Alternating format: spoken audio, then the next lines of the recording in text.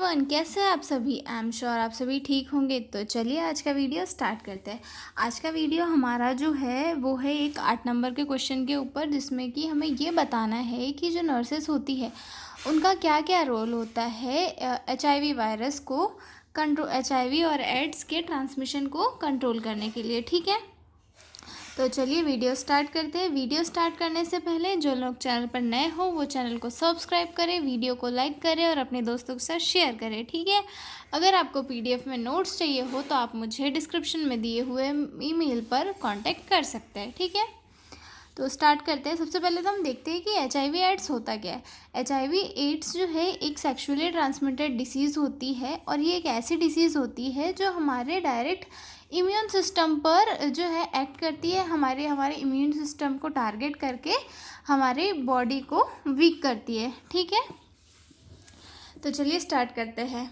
जो नर्सेस होती है वो HIV और एड्स को रोकने के लिए एक बहुत ही क्रूशियल रोल प्ले करती है, जिसके बारे में हम इन डिटेल यहाँ पढ़ेंगे। ठीक है, the role of nurses in the prevention and control of HIV is vital and multifaceted, यानी कि जो नर्सेस का रोल होता है वो HIV वायरस को कंट्रोल करने के लिए बहुत ही इम्पॉर्टेंट होता है। ठीक है, they are at the frontline of health care and play a key part in education and care support for individual in communities. जो नर्सेस होती है वो एक बहुत ही क्रूशियल रोल प्ले करती है कायम में जो हेल्थ केयर की सोसाइटी होती है उसमें, और जो पेशेंट होते हैं उन दोनों के बीच में एक बॉन्डिंग बनाती है। उसके साथ साथ जो पेशेंट होते हैं उनसे फेस टू फेस वो डील करती है और सभी को डिसीज़ के बारे में, उसके प्रिवेंशन के बारे में एजुकेट करती है। ठीक है, जो भी डॉक्टर भी अगर होता है तो डॉक्टर भी जाके पेशेंट से इतना कांटेक्ट में नहीं रहता जितना कि नर्सेस होती है। तो नर्सेस जो है हेल्थ केयर सोसाइटी में एक बहुत ही इम्पॉर्टेंट पार्ट और एक पोजीशन रखती है, जो कि पेशेंट को जो हॉलिस्टिक केयर होती है, यानी कि सभी प्रकार की जो केयर होती है वो प्रोवाइड करने में हेल्प करती है। ठीक है, we can understand the role of nurses on the basis of following points, यानी कि हम जो नर्सेस है उनका रोल इन पॉइंट्स के बेसिस पे समझ सकते हैं। मैं सब पहले आपको पहले पॉइंट पढ़ के बताऊंगी, फिर हम उनको डिटेल में स्टडी करेंगे। तो चलिए स्टार्ट करते हैं। इसमें फर्स्ट है health education and counselling, second है HIV testing and early detection, third है providing care and treatment, fourth है emotional support and advocacy, then fifth है community outreach and public health in initiatives, then sixth है infection prevention and control in health care settings.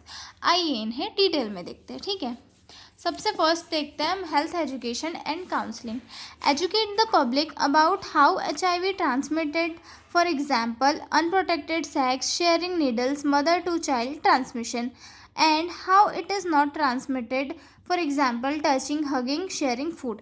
यानी कि जो nurses होती है उन्हें लोगों को ये समझाना चाहिए कि जो HIV है वो कैसे कैसे एक पर्सन से दूसरे पर्सन में ट्रांसमिट होती है, जैसे कि अनप्रोटेक्टेड सेक्स से, और जो निडल्स होती है अगर वो किसी HIV के इन्फेक्टेड पर्सन से अगर वही निडल अगर दूसरे नॉर्मल पर्सन को जाकर लग जाती है, प्रिक हो जाती है, तो उस पर्सन में वो डिसीज़ कॉज हो जाती है। यानी कि ब्लड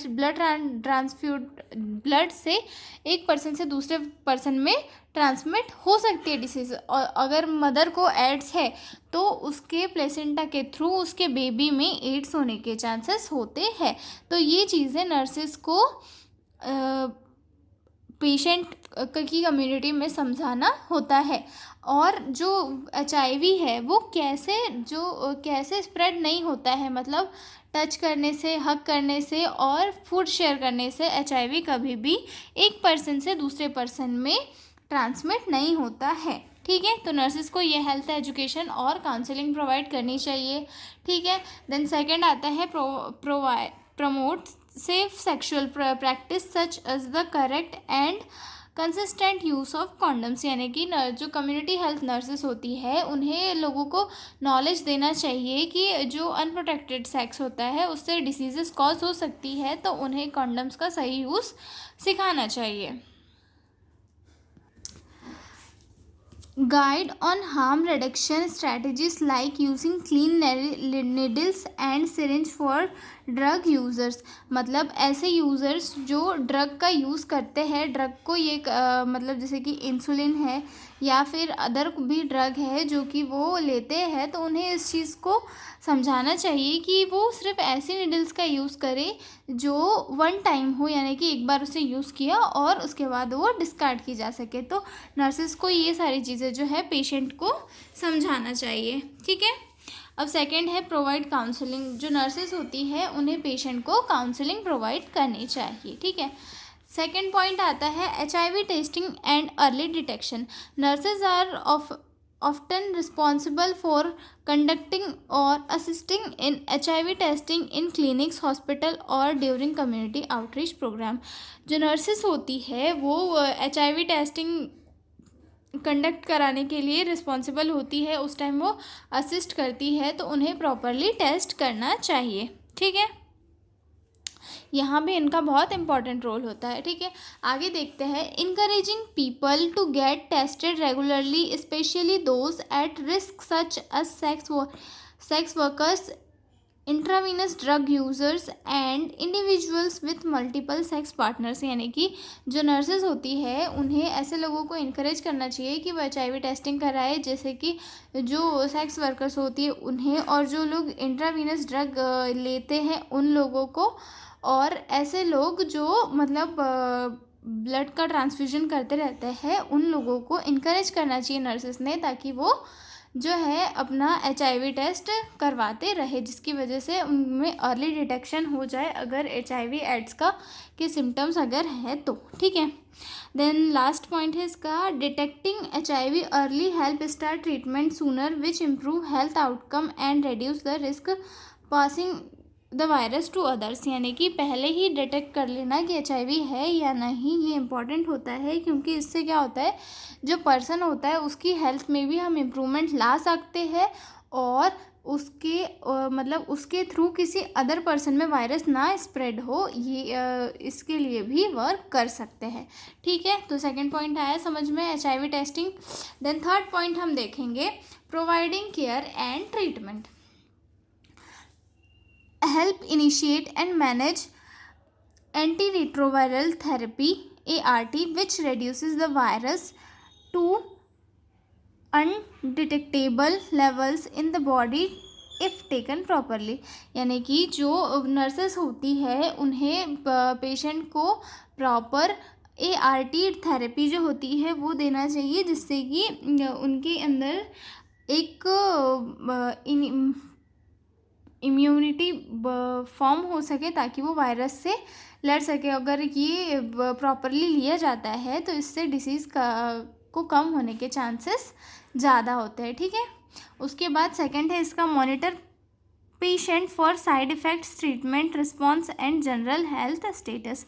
यानी कि पेशेंट को नर्सेस जो है मॉनिटर करती है, जिससे कि क्या होता है ड्रग के साइड इफ़ेक्ट शो तो नहीं हो रहे, इस चीज़ का मॉनिटर करती है, ट्रीटमेंट प्रोवाइड करती है, और जो जनरल हेल्थ चेकअप्स होते हैं, जनरल हेल्थ स्टेटस होता है पेशेंट का, वो नर्सेस चेक करती है। ठीक है। ओवरऑल जो नर्सेस होती है उनका बहुत ही इंपॉर्टेंट रोल होता है HIV और एड्स के जो पेशेंट होते हैं उनको ट्रीट करने में। ठीक है। देन ट्रीट और prevent opportunistic infection that occur due to weakened immune system such as tuberculosis और निमोनिया। यानी कि जो नर्सेस होती है उन्होंने ऐसा करना चाहिए कि जो भी जो इन्फेक्शन है जो इम्यूनिटी की वीक होने से होती है, जैसे कि ट्यूबरकुलोसिस और निमोनिया हो गया, जब इंसान का इम्यून सिस्टम वीक होता है तो उसकी बॉडी में TB जैसी डिसीजेज जन्म लेती है। जो ऑपॉर्चुनिस्टिक इन्फेक्शन होता है, ये ऐसा इन्फेक्शन होता है जो किसी पर्सन का जो की बॉडी है वो वीक हो जाती है, उस टाइम पे जो इन्फेक्शन जन्म लेता है उसे ट्यूनस्टिक इन्फेक्शन कहा जाता है। तो नर्सेस को इन इन्फेक्शन से पेशेंट को ट्रीट करना चाहिए, ठीक है, मतलब प्रिवेंट करना चाहिए, प्रिवेंट करना चाहिए, ठीक है। क्योंकि जो HIV होता है, HIV जो वायरस होता है वो डायरेक्ट ह्यूमन के इम्यून सिस्टम को ही टारगेट करता है और उसी को वीक करता है, जिसकी वजह से शरीर में बहुत सारी बीमारियां जन्म लेने लगती है। अगला पॉइंट देखते हैं, ensure the continuity of care reminding patient to keep their appointment and take their medication regularly. यानी कि जो पेशेंट का ट्रीटमेंट है उसमें कंटिन्यूटी मेंटेन रखना चाहिए, उसके बारे में पेशेंट को एजुकेट करना चाहिए और पेशेंट को बार बार रिमाइंड करना चाहिए कि आपका पर्टिकुलर डेट पे अपॉइंटमेंट है तो आप अपॉइंटमेंट ले और अपना ट्रीटमेंट करे और मेडिकेशन जो है रेगुलरली ले।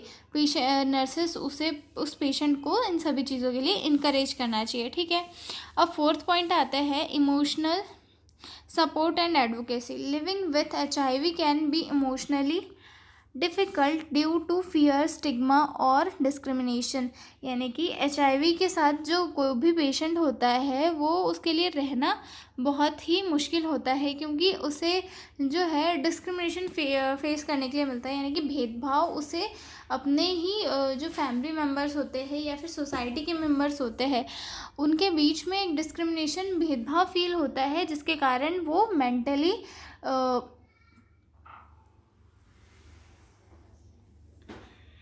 मेंटली पेशेंट अपसेट हो जाता है। तो नर्सेस को उसे इनकरेज करना चाहिए कि आपका ट्रीटमेंट हो जाएगा, आप ठीक हो जाओगे। इन सारी चीज़ों के लिए आप उदास मत हो, इन सारी चीज़ों के लिए नर्सेस को पेशेंट को इनकरेज करना चाहिए, ठीक है। देन सेकंड आता है, nurses should provide emotional support and counseling to help patient cope with the diagnosis and maintain positive outlook। यानी कि नर्सेस को पेशेंट को इमोशनल सपोर्ट देना चाहिए, काउंसलिंग प्रोवाइड करनी चाहिए और पेशेंट को की जो पॉजिटिव आउटलुक है उनको मेंटेन रखना चाहिए, ठीक है। अगला पॉइंट देखते हैं, work with families to foster supportive environments at home.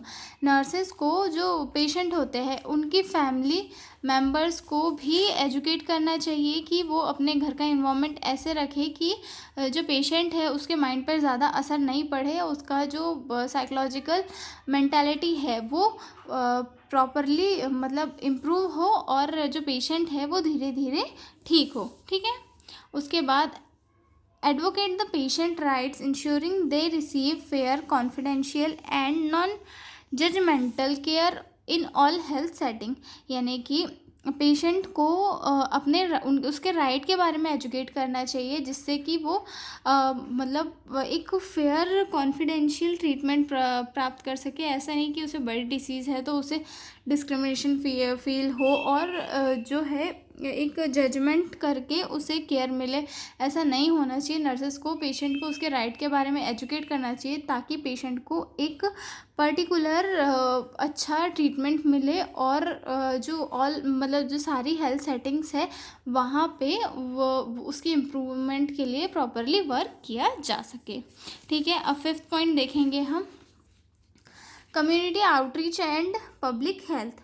Nurses should provide education to people in community about the transmission of disease. Nurses को जो होता है कम्युनिटी में इस डिसीज़ के ट्रांसमिशन के बारे में सारी एजुकेशन देना चाहिए कि कैसे फैलता है, कैसे नहीं फैलता है, किस किस कारण से फैलता है, क्या क्या सावधानियां रखना चाहिए। अगर कोई पेशेंट है आपके घर में तो उसे कैसे ट्रीट करना है और उसे अदर इन्फेक्शन नहीं हो जाए, उससे उसे कैसे बचाना है, ये सारी चीज़ें जो है नर्सेज को कम्युनिटी वाइज में सभी को ट्रीट करना चाहिए, ठीक है।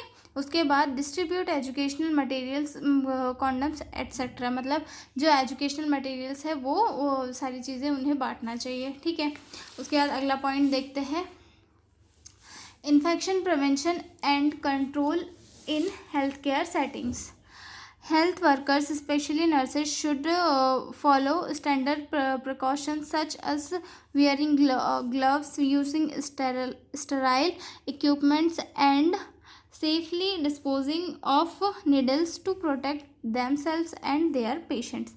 नर्सेज जो होती है उन्हें इन्फेक्शन से प्रिवेंशन के लिए जो भी यूनिवर्सल प्रिकॉशन मेथड्स होती है वो सारी यूज़ करना चाहिए, जिससे क्या होगा कि वो पेशेंट को तो सेफ़ रखेगी, साथ में अपना एनवायरनमेंट भी सेफ़ रखेगी, और सबसे ज़्यादा तो वो खुद को सेफ़ रखेगी ताकि उसके अंदर कोई भी डिसीज़ ट्रांसमिट ना हो। ठीक है, जैसे कि पीपीई किट पहनना, स्टेराइल ग्लव्स को पहनना, नीडल्स का प्रॉपर डिस्पोजल करना, और बार बार जो है हैंड वॉश करना, सैनिटाइज़ करना, ये सारी चीज़ें नर्सेस को अपनी हैबिट में लानी चाहिए, जिससे कि वो इन्फेक्शन कंट्रोल के लिए प्रॉपरली वर्क कर सके। ठीक है, educate other health care staff and caregiver about universal precaution to prevent hospital based nosocomial in transmission, यानी कि जो हेल्थ केयर सेटिंग के अदर वर्कर्स हैं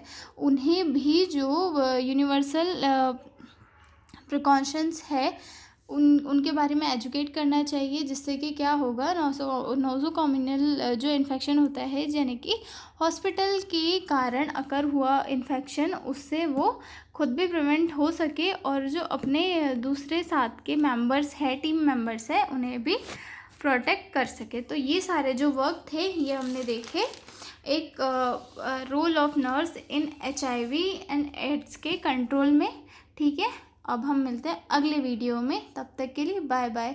और अगर PDF के थ्रू नोट्स चाहिए हो तो आप मुझे मेरे डिस्क्रिप्शन में दिए गए ईमेल पे कांटेक्ट कर सकते हैं। ठीक है, मिलते हैं अगले वीडियो में, तब तक के लिए बाय बाय।